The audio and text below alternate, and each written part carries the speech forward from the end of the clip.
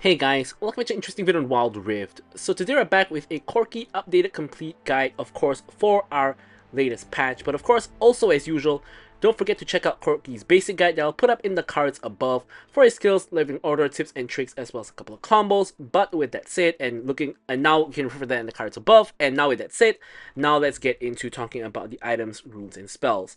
So I think currently the best build for Corki right now is the full crit Corki, and taking a look at the top players, pretty much everyone is using a very similar or same build.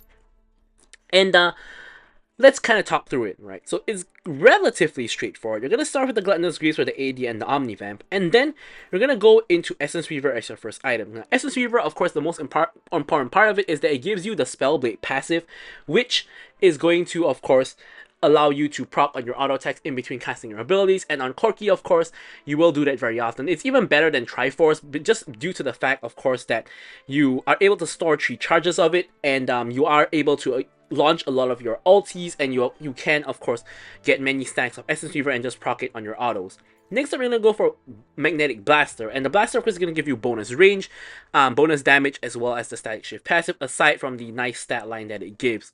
Right, and then because of how OP Bloodthirster is, we're gonna go for Bloodthirster as a third item, lifeline passive, huge amounts of AD, etc. Right, and then of course you're gonna need your anti-tank item. You're gonna need the Molar Reminder for the Armor Pen and Grievous Wounds. And last item, you kind of have a choice here, right? You can go for a defensive item, or you can go for IE to give you the bonus crit damage, and of course this will put you to 125% crit, which will of course then give you convert the extra 25% crit to extra crit damage. Right, so for the runes, you're going to go for Conqueror. Corki is able to poke at long range and stack up Conqueror pretty easily, giving you extra AD and extra Omnivamp. The rest is the standard ADC runes, and then for the spells, Flash, together with Cleanse if you need it. If you don't, you can go for Barrier or Exhaust. But with all that out the way, let's now move on to talking about the gameplay. Okay, so now moving on to the gameplay, of course, as usual, don't forget to like, comment, and subscribe. Any questions, queries, remounts, feel free to leave them in the comments below. Of course, I will be sure to address them or drop a like. So I know this is going to be a really action-packed game, so I'm going to try to find the windows in between the action to kind of discuss his build. And the first thing I want to get out the way is he works very well with engaged supports who can lock people down so that they will tank his E and get shredded in terms of armor and magic resist, and then Corki can then deal extra damage to them. So the next thing I want to address is why are we going for full crit instead of going mana immune to crit, or going for the old mana immune into Triforce and then into crit. So why are we going directly into crit? Well, the main reason why we're going directly into crit, as we get a flash forward from Leona onto Caitlyn. Caitlyn's tanking quite a bit of damage. At this point, I'm just auto-attacking the Malphite, who's the closest target. I get a full stat Conqueror, I'm auto-attacking Malphite, now I'm auto-attacking Caitlyn. I'm tanking 2 of their damage though. Caitlyn 1 HP, pops the barrier. Unfortunately, I'm gonna have to flash away. Malphite flashes together with me. I step to the left because I know there's no way I escape. With Malphite's slow onto me, and then I'm trying to make him tank minions, so maybe in a miracle I will be able to kill him, but unfortunately that's not the case, and I do end up dying, although it's a 1-for-1 trade, right? So both supports get a kill, but I do end up dying, and Malphite ends up dying as well, right? But it's all good because we can come back to lane and get the minions, right? So why are we going for full crit? Well, basically, the main reason why we're going for full crit is because Manamune is just an item that's too slow in this current meta, right? Unless your name is Ezreal, pretty much no one wants to build Manamune, right? Because Manamune, for any other champion, takes way too long to charge. Ezreal, just because of how much spells he spams, actually charges Manamune very easily, right? But if you're not Ezreal, you charge Manamune way too slow. By the time your Manamune is fully stacked, the game is probably decided by that point, right? So just going for full crit is a lot more efficient, and just going for full crit just makes a lot more sense for any other champion who can't stack Manamune incredibly easily. So that's the main reason why we built crit. So now that we've set out why we built crit, why are we not building like Bloodthirster first item, right? Because Bloodthirster is OP, isn't it, right? So why is Bloodthirster OP? 2 main reasons. Firstly, it gives you a lot of AD. Secondly, it gives you the lifeline passive and the physical fam, so a lot of survivability, right? So why is Corki not going for that? Well, basically, it's because Essence Weaver and Magnetic Blaster are better items. How are they better, right? Their stat line is worse, so how is it possibly better than Bloodthirster? Well, the reason why it's better than Bloodthirster is because of Corki's playstyle, right? Corki is a champion who wants to stay at range and poke, right? He wants to launch his ults and his queues into the enemy, and he doesn't normally want to start off just by dashing in and popping his E, right? So normally, you want to be chunking people out first before you go dash in with your E and finish off the kill, right? You want to just land poke. So what's very good for landing poke? Well, firstly, Essence Reaver, right? Because you can poke with your abilities, you store stacks of Essence Reaver, you walk up, auto them at max range, and then you just walk away without having to dash in, right? What else is good for poke? Well, Magnetic Blaster. Why? It gives you that bonus range, which is going to help you proc your Essence Reaver. It's also just going to help you with just poke just in general, getting off the auto. As Malphite gets caught, Caitlyn gets caught as well. Malphite ends up going down. Caitlyn is on the run. Leona finishes the kill onto Caitlyn. We get the double, and we're going to hightail it out of there before anyone comes. The anyone being the Pantheon. Of course, in the game itself, I thought Pantheon might have ulti, so I actually am pretty cautious here, knowing he can ult right on top of us, but we want to at least minimally shove in this wave. If we get greedy, we can get a plate. We see Pantheon coming down, so now we're going to kite away from the Pantheon. Pantheon, of course, goes in on Leona. Leona is able to keep him there for quite a while, allowing me to CC him. Malphite exhausts the Leona and is running Leona down. Now, I thought Leona would die here, but Malphite doesn't really do a lot of damage, right? So here, eventually she does die, and unfortunately for me, I run out of mana, right? So that's one of Corki's issues. I have no mana, I cannot auto-attack him to death, and I end up getting ulted by Caitlyn. I tried to flash onto the fruit, but that was probably a waste of a flash. I mean, it was a waste of a flash, and it probably should not have even been attempted by me. A little bit unfortunate there. Back to talking about the build. Magnetic Blaster gives you that bonus range, that little bit of burst damage, and the wave clear capabilities. So wave clear capabilities probably not the most important part, but the extra range and the extra burst damage helps Corki with his poke a lot, right? So these two items just tie into the playstyle that he wants. And because of how OP Bloodthirster is, we're going to go for it next. And then, of course, Armor Pen is, you know, something that doesn't really need to be explained. And then IE is really your only other choice of whether you want to go full damage or you want to actually go a little bit more defensive, right? Depends on the state of the match, depends on how confident you are, etc, etc. As here, Caitlyn is getting a little bit caught by Leona, gets stunned, gets chain CC, doesn't have the barrier, and we're able to auto her down. Now, package has dropped, so we're going to pick that one up and use it to attempt to poke the Malphite out. And because of that, we are now able to fall back onto the wave and farm the wave, whereas Caitlyn loses a lot of the wave and she takes another death, right? So we do get the package here, but it's not particularly useful against Malphite, who is pretty tanky. We will be able to chunk him out with it a little bit, but it's not overall incredibly helpful, right? So here we're just going to get a reset and look to complete our Essence Reaver. And Malphite here engages onto us. So here I'm going to cleanse out. I'm attempting to finish the kill onto him, which I do get. I get rooted by Caitlyn, take a headshot, and unfortunately because of that, I do end up getting run down. I was not looking at where I was going. I think if I didn't take that headshot, I think I have a decent chance of killing her with the help of Leona. Leona eventually ends up helping Viego instead by supplying the CC, and Viego is able to pick up the kill. And a plate as well. Pantheon thinking about going in. Viego still in the body of Leona. Of Caitlyn. Doesn't actually use the reset and just chooses to let it time out. And now both of them are on the reset. Now here you can see at this stage of the game, I'm 3-3-3, but I am 1k gold up on the Caitlyn. So not the prettiest KDA, not the worst either, and in terms of gold wise, we are actually incredibly fair. Like looking at the rest of the map, we have the most gold in the game at the moment despite having 3 deaths. And that's of course, we've been getting some pretty high value deaths where we are able to get majority of the minions before we die. We're able to deny Caitlyn minions when we're dead, when she's dead, things like that, right? So here, both objectives have been taken, tower plates have fallen, so now we're just trying to pelt down the tower. However, we ran out of minions, and and Leona ends up tanking a little bit of the tower, not a very big deal here. We're just hovering around the Leona bush so that if the Caitlyn oversteps, we can engage on her with the Leona ulti, like so, and then we can maybe murder her. So here, we one-shot her pretty much, but she flashes away. I land the last rocket, but she survives even still. That was incredibly, incredibly surprising. And she somehow gets away with it, which is really, yeah, I mean, I couldn't say this enough, but it's really surprising. I cannot believe that that just happened, but it did. So now Malphite comes in to interrupt the Leona recall. However, he's now alone and we're dashing right on top of him just so he tanks as much damage as possible. And here we pick up the package mid-fight. We're able to finish off the kill on him. Now we're in a fight with Caitlyn. We missed the rocket crucially and her Bloodthirster pops. Because we missed that rocket, we end up having to trade 1-for-1 with her, with Pantheon cleaning up the kill. I'm not sure if we hit that rocket, would we have Would we have gotten the kill on her? I'm not too sure. I think would we have gotten the kill on her in time to escape from the Pantheon? Perhaps, but we will never know, because we didn't get we didn't land the spell, the ulti. Orianna here getting completely destroyed in the mid lane by the gank from the Pantheon. And despite the death, we still have a lot of gold. No longer the most gold because Pantheon now is the most gold at 6-0-4.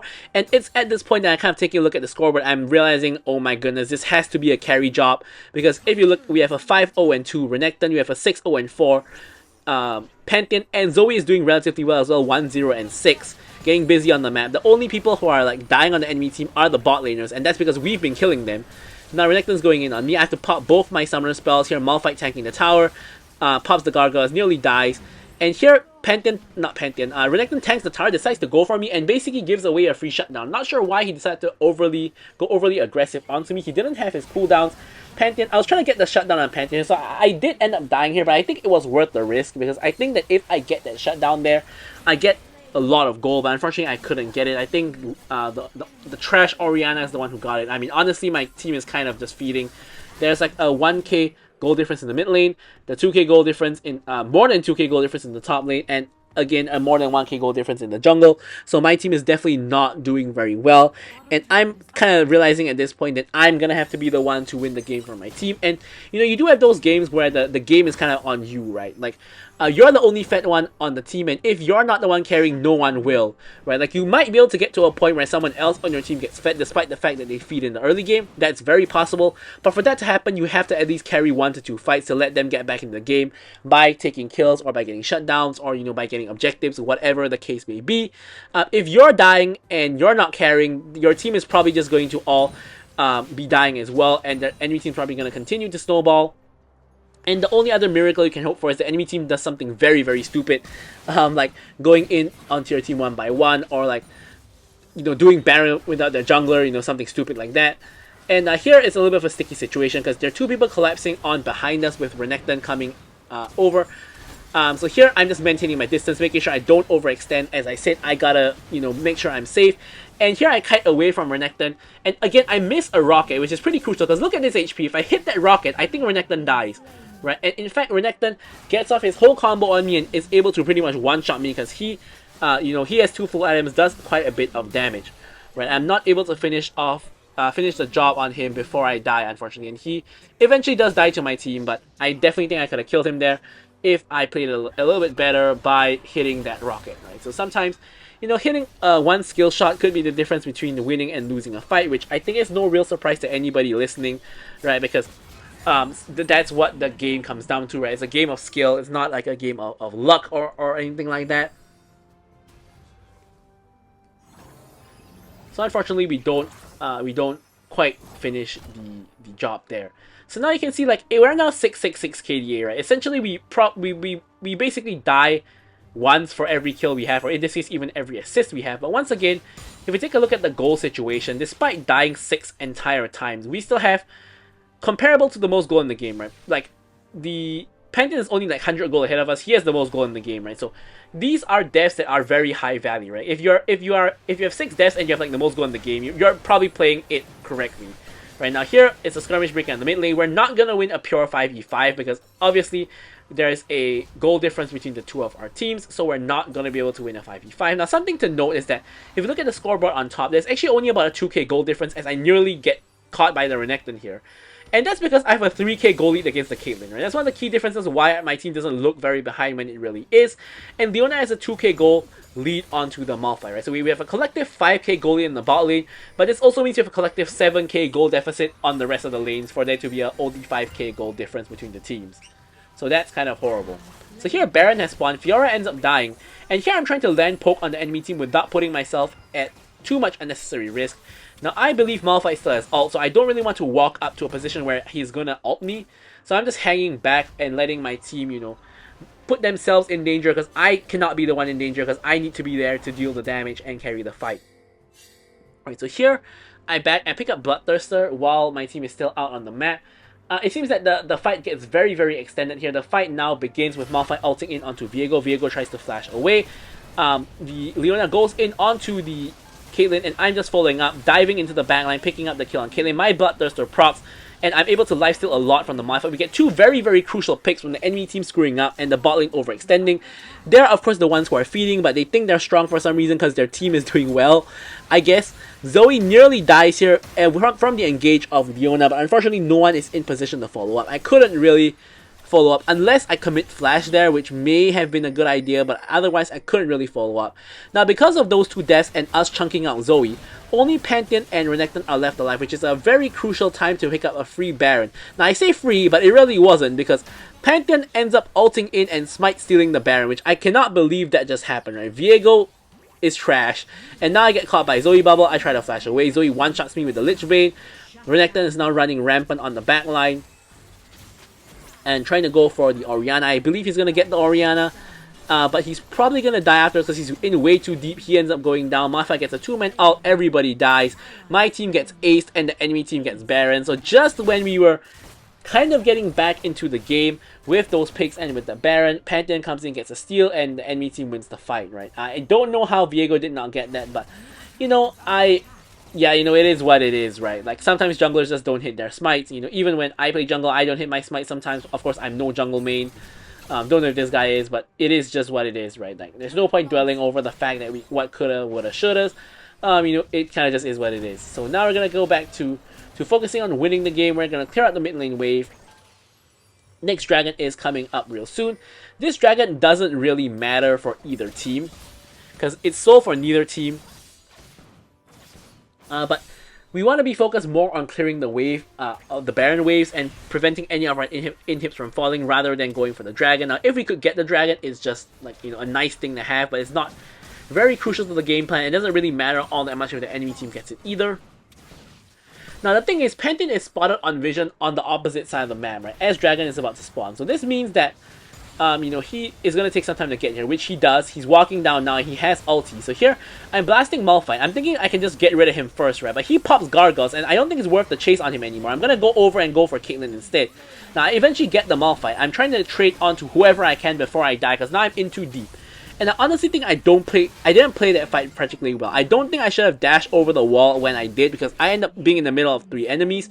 I think I just needed to have played it slow and just blasted from the backline instead of, you know, getting overly zealous and diving in to kill Caitlyn, because she ended up dying without me contributing anyway. My initial thought was, if I go in and kill Caitlyn, we'd probably win the fight because she is a lot of DPS for the team. Like, yes, she's not fed, but at the end of the day, an untouched ADC will always do a lot of DPS, right? Compared to like a combo-based champion like Renekton and Pantheon, who's going to get off one combo and they're going to be useless for the next couple of seconds at the minimum. Caitlyn can just constantly DPS. I was going to go for that kill onto the Caitlyn, but it turns out that she was already dead, so I end up making a mistake myself by putting myself in danger, and I'm my team's DPS, so they end up killing me, and that was my fault completely for not, you know, getting myself in a better position. So that's on me, and I end up, you know, dropping there as I should, you know, getting punished by the enemy team. So here, 9, 8, and 8 now. As I said, roughly 1 death for every kill. And now we're going to continue to see what we can do about this situation. So Leona and Orianna are hovering, so I feel very safe to go get this wave. However, we're kind of on the wrong side of the map for Baron, so we got to quickly clear this wave and make our way to the other side, right? So this is really good because this will put our wave into a pushing position. It'll probably collide into the enemy wave real soon, and maybe we can start a slow push on the lane if it doesn't crash into tower, which I think it might have, or maybe not. So here I get completely destroyed, right, by multiple ults, like, not even ults, right, like, Malphite ulted. I don't know if it actually hit me, but Pantheon just completely catches me out. I get chain CC, I die. I mean, I did have cleanse and flash, but I could not react in time to use any of them because I was just so surprised about getting one shot there. I guess I should have been ready. I shouldn't have been that surprised. I should have, you know, maybe walked a safer way, maybe, you know, walk further behind Leona. I don't know, whatever the case may be.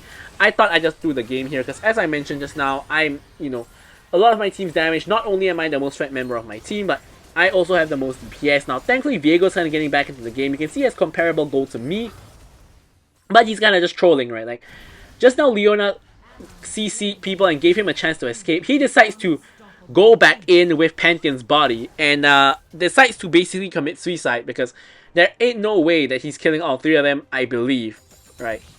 So of course Viego has those insane reset plays, so I kind of know what he's thinking there, but I really don't see him killing anybody there.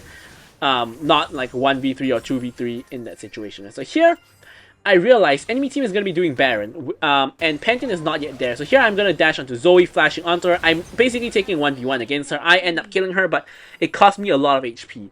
Fiora is now coming to contest Baron with me, and I think I can contest this so long as I maintain my distance. So Malphite gets executed firstly, Pantheon is getting, not Pantheon, Renekton getting CC, and I'm able to actually kite him out and pick up the kill.